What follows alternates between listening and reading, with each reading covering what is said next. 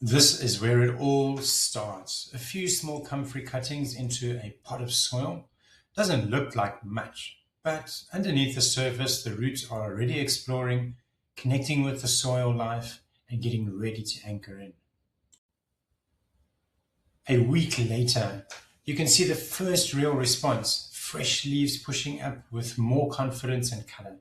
Comfrey is what gardeners call a dynamic accumulator. Its deep roots mine nutrients from the soil and store them in the leaves so we can feed that goodness back into the garden later.